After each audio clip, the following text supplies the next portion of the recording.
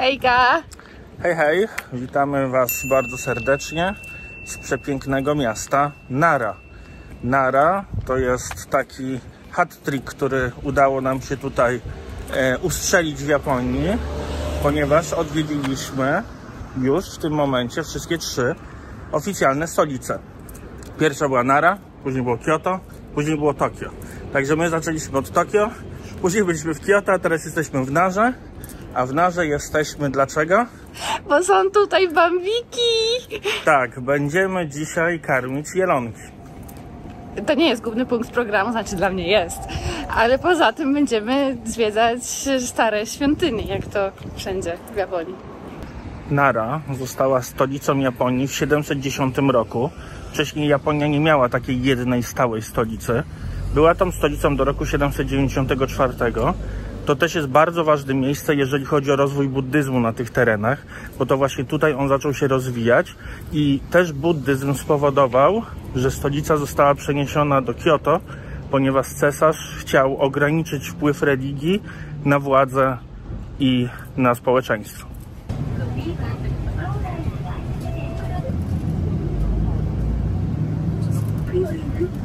Idziemy obecnie do pierwszej świątyni. Świątynia się nazywa Kasuga. Nie ma to żadnego znaczenia, bo my wszędzie widzimy bambiki. A jeżeli myślicie, że jest ich mało, spójrzcie. Wszędzie bambiki. Będziemy je karmić. Się kłania cały czas. Chcę jeść. Cześć mały bambiku.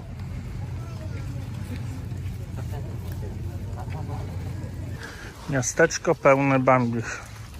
Wygląda to naprawdę niesamowicie. Są bardzo kulturalne i spokojne. To też pamiętajcie o tym. Ale na koniec dnia to są zwierzęta, więc z pokorą i przede wszystkim spokojnie. Idziemy nakarmić bambiki. Poproszę 200, kochanie. Dziękuję. Idziecie do takiego stoiska, kupujecie specjalne wafle. Ja tylko powiem, że widziałem, że ludzie też chrupią sobie te wafle, więc weźcie to pod uwagę. Tymi waflami możecie karmić wszystkie bambiki. Mamy już kupione krakersy i teraz też taka ważna informacja i to jest taki idealny przykład, jak Japonia się różni od innych krajów. One kosztują 200, także jest to jakaś tam suma, mniej więcej 5 zł. Mało, dużo możecie ocenić sami, co nie zmienia faktu, że część z dochodu jest przeznaczona na zachowanie tego rezerwatu.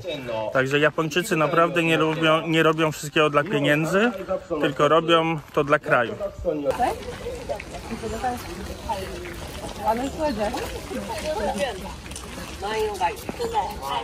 Oho, przyszło więcej. Wszyscy się kłaniają. Dobrze. Pierwsze spotkanie z bambikami za nami i muszę wam powiedzieć, że mam cały osiniaczony tyłeczek. Bambiki lubią chodzić grupami, lubią zaskakiwać i jak już ktoś podejdzie, no to zlatuje się cała ekipa. No i wiecie, jak nie chcecie dać, to lubią podgryźć. Trochę mnie popodgryzały z każdej strony.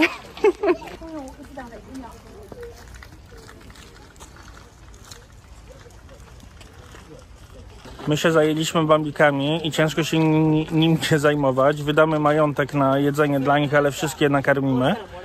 Ale może wróćmy też do miasta i do miejsca, gdzie idziemy. Obecnie idziemy do świątyni Kasuga Taisha. Jest ona słynna z tego, że ma 3000 takich lamp, ponad 3000 takich lamp przed wejściem do niej. Sama świątynia powstała w roku 768, o ile dobrze pamiętam.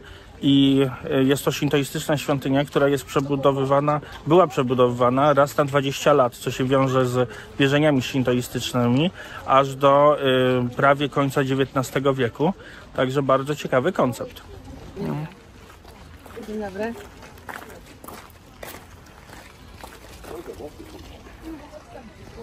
Patrzcie, tutaj wszędzie te latarnie zobaczycie. Jest ich naprawdę multum. Dojście do świątyni trochę trwa. Ale nie ukrywajmy, bambiki na pierwszym miejscu dzisiaj. Ja już jestem zadowolona, umrę szczęśliwie. Nie musimy mieć, kochanie, do żadnej świątyni, ja mogę sobie tutaj zostać. Nie no, nie będziemy tacy, pójdziemy do świątyni, tylko nakarmimy jeszcze jedną, jeszcze ostatnią. koniec karmienia bambików. Trzeba iść do świątyni, zwiedzać. Patrzcie, jaka statua tutaj w ogóle jest. Wchodzimy do świątyni, a tutaj bambik stoi na drodze. Jak nie zapłacisz waflem, to nie przejdziesz. Na szczęście jeszcze mamy. No musisz się pokłonić. Dzień dobry. Troszkę pani dam, tak? Tak. Dziękuję. Weszliśmy na teren świątyni. Jak widzicie, latarnie się zagęściły. Bambiki nie odpuszczają. Mamy już pogryzione tyłki. No ale cóż, nie są one może najbardziej subtelne niektóre, ale człowiek je przyzwyczaił, że chce, że da im jeść, no więc tego oczekują zwierzęta. Dotarliśmy do świątyni, chociaż oczywiście standardowo jest to jedynie albo aż jedna z bram. Te kompleksy są naprawdę ogromne. Wchodzimy do środka, będziemy zwiedzać. Natrafiliśmy właśnie na modły, także świątynia została zamknięta. My sobie obserwujemy je z oddali. Tymczasem schroniłem się pod takim pięknym drzewem z pięknymi kwiatami. Chociaż nie do końca je już widać, bo lekko opadły, ale te modły są naprawdę fascynujące. Gabriela ostro na robocie. Wiadomo, film musi się skleić.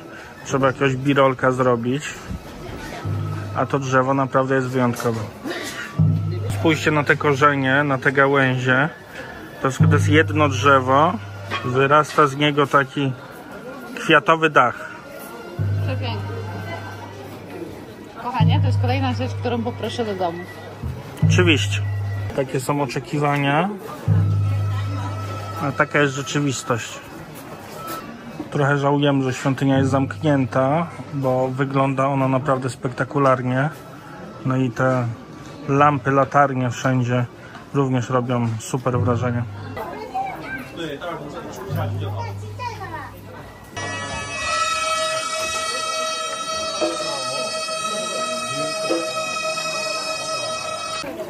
Tak wyglądają lokalni mnisi. Właśnie skończyło się nabożeństwo.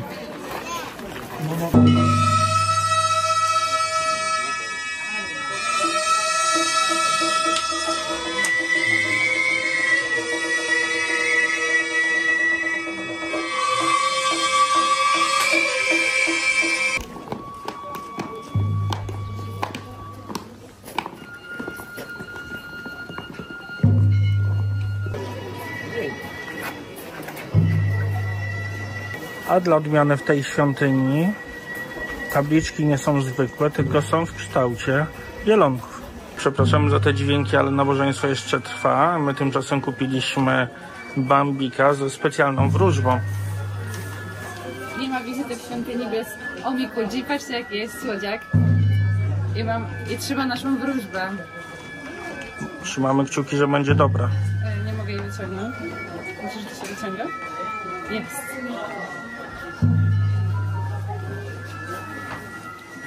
Great good fortune. Twoje marzenia się spełnią.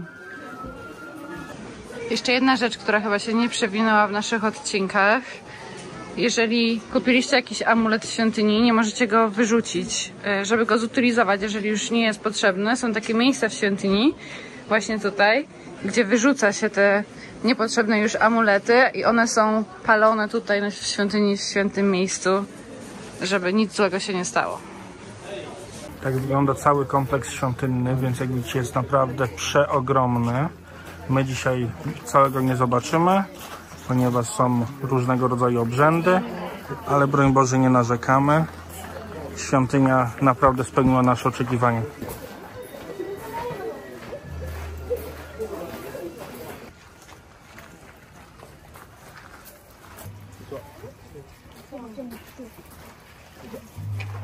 Z jednej części świątyni przeszliśmy do drugiej części. Niestety tutaj także odbywa się ceremonia, więc nie można zobaczyć jej w całości.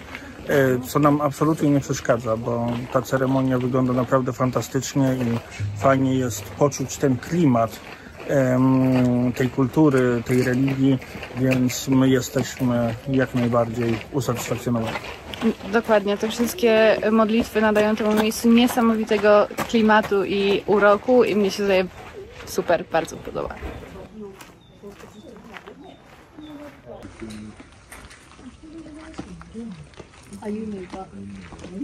Kolejne proszmy na wodzie. Mamy Bambika i nie zawahamy się go nakarmić. Dzień dobry. Dzień dobry. O! Dzień dobry. Wychodzimy ze świątyni. Bardzo dziękujemy i za wróżbę, i za ten obrządek. Mega nam się podobało. Naprawdę niesamowita atmosfera. Najpierw te bambiki, a później te ceremonie i tutaj na końcu jeszcze taki czerwony szaman, szogun, nie wiem kto tańczył, także super. Idziemy dalej karmić bambiki w drodze do nowej świątyni. Dzień dobry. Przyjeżdżając tutaj, ja się trochę obawiałam, że będzie ciężko spotkać te bambiki, no bo przecież może one w ciągu dnia tak nie za bardzo, tylko rano, wieczorem. One są dosłownie wszędzie, w każdej świątyni, na ulicy. Już jak tutaj szliśmy, to przy ulicy, przy samochodach wszędzie chodzą. Jest to naprawdę niesamowite. Tutaj macie małą przypominajkę. Pamiętajcie o tym, one mogą ugryźć, mogą kopnąć, mogą naprawdę zrobić wam knockdown, więc to są jednak zwierzęta, wyglądają słodko, ale na pewno nie można się z nimi droczyć. Do Nary można spokojnie przyjechać na jednodniową wycieczkę z Kyoto czy z Osaki. Lokalnym pociągiem zajmuje to około godzinkę i naprawdę warto, nie tylko żeby spotkać się z tymi przepięknymi jeleniami, ale także po to, żeby pozwiedzać pierwszą stolicę Japonii. Zawitaliśmy teraz do parku Nara. Jest to takie najsłynniejsze miejsce, gdzie karmi się bambiki. I pamiętajcie też, że można wejść tam na górę. No dzisiaj jest 30 stopni, to raczej tego nie zrobimy, ale jest bardzo ładny widok na miasto. A sam Nara Park jest naprawdę świetny. Można tutaj kupić te wafle, a bambiki są wszędzie. Dzisiaj naprawdę jest przegorąco. My się cieszymy, bo piękne niebieskie niebo, ale jelonki to raczej w cieniu. Jak wychodzą, to tylko dlatego, żeby dostać coś do jedzenia. No i czasem to się udaje, czasem nie. O, jak miło. Sam park, jak to w Japonii, jest samowystarczalny. Można się tutaj napić, można zrobić jakieś siku, można sobie odpocząć w cieniu. Jest bardzo dużo tych miejsc, także to jest bardzo, bardzo przemyślane. Jeżeli macie cały dzień tutaj, to warto sobie wziąć jakiś kocyk i sobie zrobić mały lunchik na trawie. Żeby nie było tak kolorowo, to pamiętajcie, że bambiki jak dużo jedzą, to również robią dużo innych rzeczy, więc cały ten park jest pełny jelonkowych odchodów i naprawdę trzeba bardzo, bardzo uważać, szczególnie jak się wchodzi na trawę, no bo to zupełnie naturalne, że takie coś się wydarzy, a ich jest tutaj po pierwsze bardzo dużo, a po drugie naprawdę dostają bardzo dużo jedzenia każdego dnia. Nie podgryzamy Gabrielki. Zostałam delikatnie zaatakowana, ale Nie można tak podgryzać. korzystając z okazji, chciałam powiedzieć, że to są jelonki, po polsku jelonki wschodnie, dzikie, po angielsku wild cicadille i one są tutaj uważane za święte, nie wolno na nie polować. Przepraszam, już daję.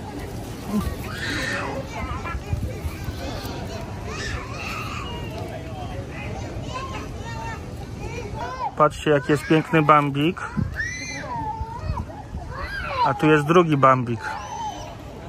Dziękujemy ci, bambiku. Bambino. Wchodzimy do kolejnej świątyni. Nazywa się Todaiji. I jest to bardzo wyjątkowa drewniana świątynia. Zaraz w środku opowiemy wam dlaczego. Patrzcie, jakie gigantyczne ziomeczki bronią tej świątyni. Weszliśmy już na teren świątyni. Samo wejście na jej teren jest darmowe, ale jeżeli chcecie wejść do środka, musicie zapłacić. zapłaciliśmy 800 jenów za osobę. Gdybyśmy chcieli do tego dorzucić jeszcze muzeum, byśmy musieli zapłacić dodatkowe 400. I musicie pamiętać o tym, że tutaj wszystko w Narze załatwia się cashem. Także jest to bardzo duża różnica pomiędzy na przykład Tokio czy Osaką, ponieważ tam wszędzie płaciliśmy kartą, a tutaj wszędzie jest napisane, że niestety płatności kartą nie są możliwe. Dokładnie i to samo mieliśmy w Kyoto. Większość wejść do świątyń w Kyoto też była płatna gotówką. Ta świątynia słynie z tego, że stał w niej największy na świecie posąg Buddy z brązu. I słuchajcie, to są repliki jego rąk. Ten posąg miał kilkanaście metrów wysokości. Tutaj to wejście jest naprawdę ogromne, a pamiętajcie, że to jest dopiero wejście. W środku znajdziemy coś ekstra. W środku znajduje się ogromna budowla. Ona jest cała zrobiona z drewna i to jest największa na świecie drewniana budowla do czasów dzisiejszych. Jest to świątynia z 752 roku i pomimo, że ta świątynia była już większa, ponieważ po jednym z licznych pożarów odbudowano ją nieco mniejszą, to nadal jest największa na świecie. Również to, co tutaj możemy zobaczyć postać Buddy. 18-metrowa postać Buddy wykonana w całości z brązu. Największa postać tego typu Buddy na świecie. I w momencie budowy, czyli w momencie, kiedy tutaj buddyzm dopiero witał się z Japonią, była to najważniejsza buddyjska świątynia w Japonii, no i stała w centrum stolicy tego kraju.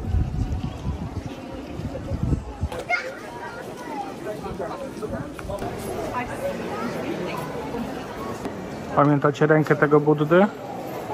To stąd wygląda, jakby naprawdę nie była taka duża.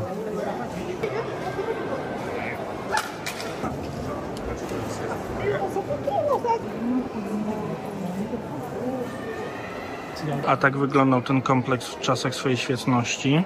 Jak widzicie, bardzo dobrze się zachował, tylko pagód brakuje. Ta śliczna moneta z dziurką, 50 jenów, jest uważana za symbol szczęścia i miłości w Japonii. Ostatnio dostaliśmy taką na szczęśliwą miłość i mamy ją do tej pory. A teraz wrzucimy taką jedną i weźmiemy sobie świeczkę i zapalimy za szczęśliwe małżeństwo.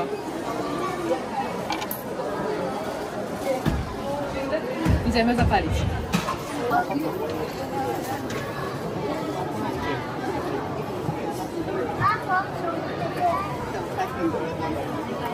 Wyszliśmy już ze świątyni, znajduje się tam wiele figur, nie tylko jedna, ale ta jedna Buddy ma 16,2 metra wysokości.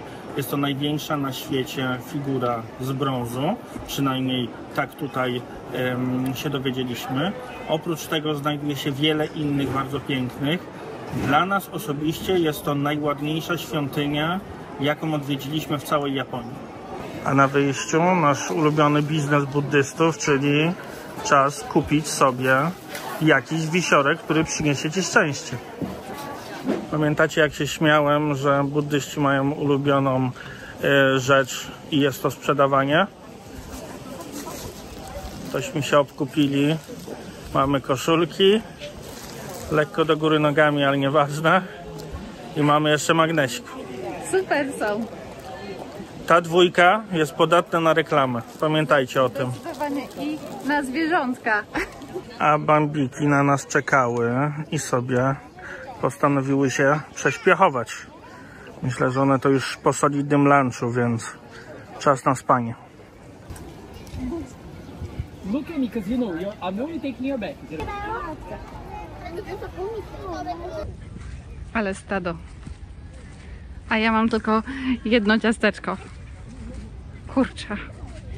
Muszę wrócić po więcej. Jestem otoczona przez bambiki.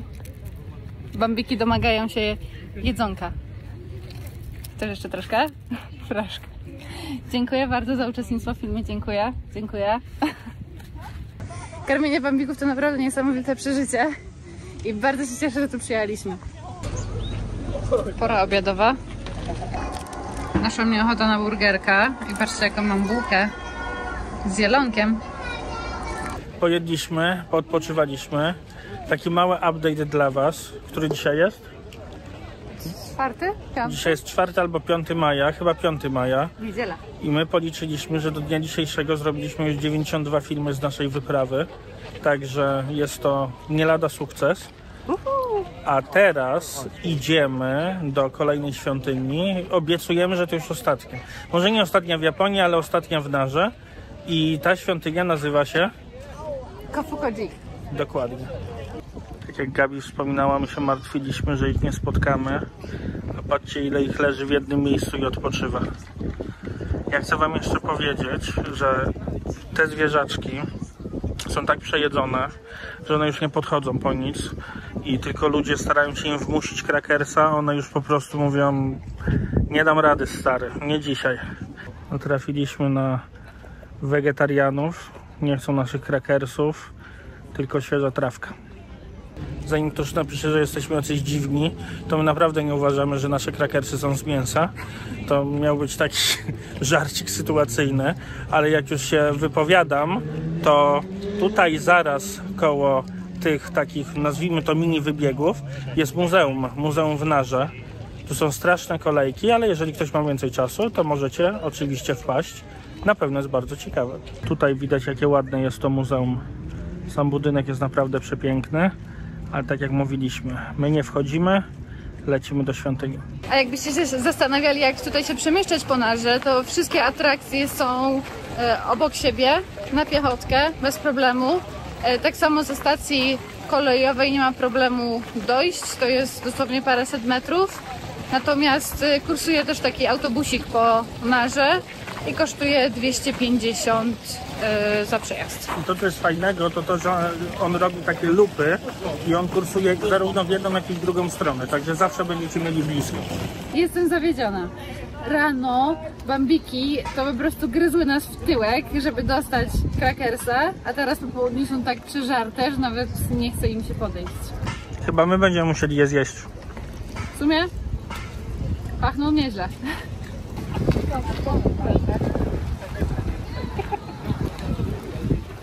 Takie ładne. Dziękuję. Dotarliśmy pod świątynię, a słuchajcie, świątynia w jakiejś przebudowie. Także bardzo wam chcieliśmy pokazać, szczególnie, że ona, jak większość tych świątyń, jest z VII wieku. Została tu przeniesiona w którymś momencie, ale niestety nie ma do niej dostępu. Tutaj możecie zobaczyć tą główną część świątyni. To jest ta taka część, która była najstarsza. Ona została odremontowana i wygląda bardzo, bardzo, bardzo ładnie. Tutaj widzicie naprawdę z bliska już te ośmioboczne pagody, albo pawilony raczej. Wyglądają też bardzo, bardzo, bardzo ładnie. Dzielimy się naszym ostatnim krakersikiem z napotkanym bambikiem, który sobie skubał trawkę. A my jesteśmy już daleko od tego głównego miejsca. Jesteśmy przy takim pięknym stawie. Jest taki protip dla was. Gabi wam go opowie. Jeżeli tutaj będziecie i będzie ładna pogoda, to podobno w tym stawie bardzo ładnie się odbija ta świątynia Kofukuji. Wydaje mi się, że chodzi o pagodę. O pagodę. Tą pagodę. Ostatnia rzecz, którą warto tutaj zrobić, to również wypad do ogrodu japońskiego. Jeżeli lubicie takie bardzo piękne, stonowane, ciche ogrody, to tutaj znajdziecie takie ogrody. No i tutaj mamy dla was też polecajkę, bo są dwa rodzaje ogrodów, czyli takie, które są zajebiście drogie i takie, które są za darmo. Więc my wam od razu polecamy te, które są za darmo. Nazywają się Yoshiken Garden. I wszyscy tutaj chodzą do tego Isuyen Garden, natomiast te Yoshiken Garden podobno są równie piękne i darmowe. My zamiast iść do ogrodów spędziliśmy czas karmiąc nasze bambiki. Ja myślę, że to był idealny wybór, bo te zwierzątka zawsze pozostaną w naszych serduszkach. Dokładnie. Dziękuję. Oficjalnie jestem w niebie. Dziękuję. Jest super. Dziękuję. Dobra, słuchajcie. Został nam ostatni krakers i to do tego połamany. Także powoli musimy się żegnać z bambikami. Stwierdziliśmy, że to też dobry moment, żeby pożegnać się z Narą, bo nas czeka teraz bardzo długa droga. Musimy pociągiem wrócić do Kyoto. W Kyoto łapiemy Shinkansena. Shinkansenem jedziemy do Hiroshimy i będziemy tam dalej kręcić dla Was filmy. Dla nas Nara to absolutny highlight. Jest naprawdę przepięknie. Świątynie super, jedzenie super, bambiki, jelonki, po prostu pierwsza klasa. Także Rewelacyjne. jesteśmy już wyznawcami. Koszulka zostanie z nami na długo. Tymczasem, nie przedłużając, dzięki wielkie, że oglądaliście. Mam nadzieję, że nasze filmy Wam się podobają. Dajcie lajka, zostawcie komentarz. Gdybyście mieli jakieś pytania, możecie śmiało dawać znać. A my się z Wami żegnamy. Widzimy się w kolejnym filmie. Trzymajcie się, cześć! Pa, pa. Mam swoich własnych followersów.